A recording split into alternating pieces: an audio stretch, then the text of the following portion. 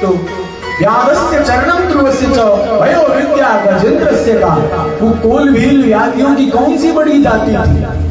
भगवान राम जब वन में निकले तो सबसे पहले भगवान किसको मिले? जाकर के कोल भीलों को भगवान मिले। कोल भीलों से जाकर के भगवान मिले। कोल भीलों से हुआ कि भगवान का स्वागत करो तो उन्होंने क्या कहा? अस हमार प्रभु बड़ सेवकाई ले न वासन बसन चुराई। हम सेवा करना नहीं जानते, हमारी सेवा तो ये कि आप मेरे बीच में आए और हमने आरोगा कुछ लिया नहीं, यही सबसे बड़ी सेवा है। भगवान सबसे पहले उनको जाकर के मिलते हैं। कोई ऊंची जाति नहीं थी कोल भीलों की, निम्न जाति के थे, लेकिन भगवान उनको जाके मिलते हैं। याद से चरणम ध्रुवस्य च। तुम कहते हो कि बहुत बड़े पंडित को, बड़े उम्र वाले को मिलते हैं, तो ध्रुव की कौन सी उम्र है? मात्र नन्हे वर्ष 5 वर्ष के ध्रुव को भगवान जाकर के मिलते हैं। वयो विद्या गजेंद्रस्य का। तुम कहते हो कि बड़े पढ़े लिखे पंडित ज्ञानी को भगवान मिलते हैं, तो गजेंद्र हाथी जंगल का राजा हाथी कौन सा स्कूल में पढ़ा था? उसके पास कौन सी बड़ी डिग्री थी? लेकिन भगवान गजेंद्र को जाकर के जब ग्राह गजेंद्र को ग्रसता है अपने पत्नियों के साथ, जब गजेंद्र सरोवर में स्नान करने जाता है, ग्राह जब जकड़ लेता है तो उसको कुछ पता नहीं, एक कमल का फूल तोड़ के ऊपर सुन को करके रोता है। भगवान जान जाते हैं कि कुछ पढ़ा नहीं है, कोई नाम नहीं, और मेरा नाम तो अनामी है, जिसका कोई नाम नहीं वही तो भगवान का नाम था। भगवान दौड़ पड़ते हैं और आकर के गजेंद्र की रक्षा कराते हैं। भाई वो विद्या गजेंद्रस्य का। अगर आप कहोगे कि ऊंची जाति को भगवान मिलते हैं, तो कहा जाति विदुरस्य यादव पते। विदुर की कौन सी बड़ी जाति थी?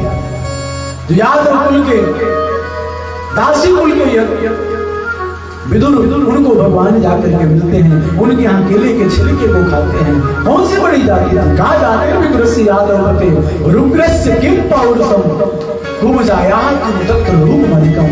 तुम कह रहे हो कि बड़े रूपवान, शीलवान, सुंदर आदमी को भगवान मिलते हैं, फिर कुब्जा कौन सुंदरी थी? 3 जगह से टेढ़ी थी, त्रिवक्रा नाम था उसका, लेकिन भगवान उसको भी जाकर के दर्शन देते हैं। कुब्जायात तत्र रूप मलिकम तत्किम सुदामनो धनम। परीक्षित, सुदामा के पास कौन सा बड़ा धन था, लेकिन भगवान सुदामा को जाकर के दर्शन देते हैं। सुदामा के घर जाकर के भगवान दर्शन देते हैं। तत्किम सुदामनो धनम। ऐसा कुछ नहीं है परीक्षित। भक्ता प्रेक्षति केवल परमया भक्ति प्रियो माधव। भगवान तो उसी को मिलते हैं जिसके मन में भाव होता है, प्रेम होता है। भगवान न कुल देखते हैं, न जाति देखते हैं, न वर्ण देखते हैं, भगवान तो केवल भाव देखते हैं। जो जीव भाव से परमात्मा के सामने रहता है, भगवान उसका कल्याण करते हैं। लेकिन कब? जब जीव भगवान के सामने रहता है। सन्मुख होहि जीव मोहि जबहि, सन्मुख होहि जीव जब मोहि, सन्मुख होहि जीव मोहि जबहि, सन्मुख होहि जीव मोहि जबहि।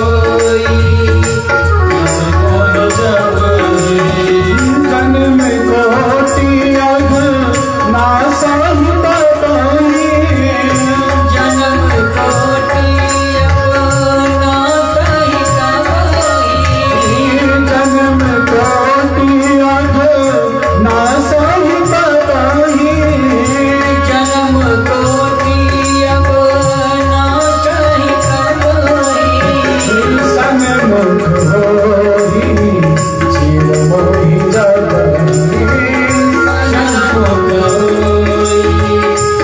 जीव जबहि।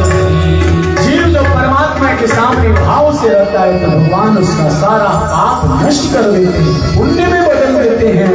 इस तरह से सुखदेव जी राजा परीक्षित को बताते हैं।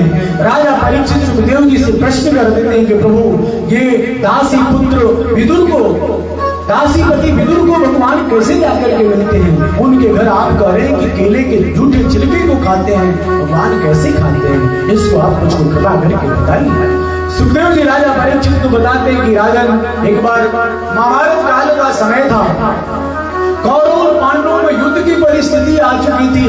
पांडव भगवान के पास गए और भगवान से कहे कि प्रभु, हमको युद्ध नहीं है, हम युद्ध नहीं चाहते, केवल कौरव हमको 5 गांव दे दे, हम उसी में अपना जीवन भरण कर लेंगे। आप कृपा करके शांति दूत बन करके जाइए और जाकर के दुर्योधन से कहिए कि हम युद्ध नहीं चाहते।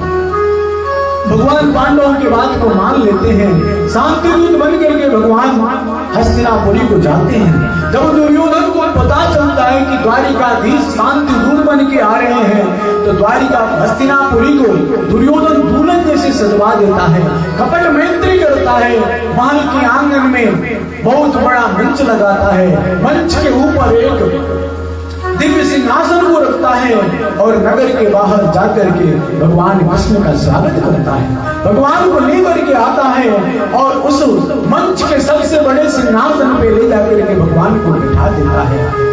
और भगवान को बिठाने के बाद आने का कारण पूछता है कि प्रभु आगमन का कारण क्या है, आप कृपा करके बताइए। भगवान दुर्योधन से कहते हैं कि देख दुर्योधन, पांडव तेरे अपने चाचा के भाई हैं, तेरे अपने चाचा के बेटे हैं, तेरे अपने भाई हैं, और ये जो राज्य संपदा है इसमें उनका भी अधिकार है। अरे उनको तो कुछ मत दे, केवल 5 गांव दे दे जिससे वो अपना जीवन भरण पोषण कर ले, हम उनको समझा देंगे, वो तुमसे युद्ध नहीं करेंगे। 5 गांव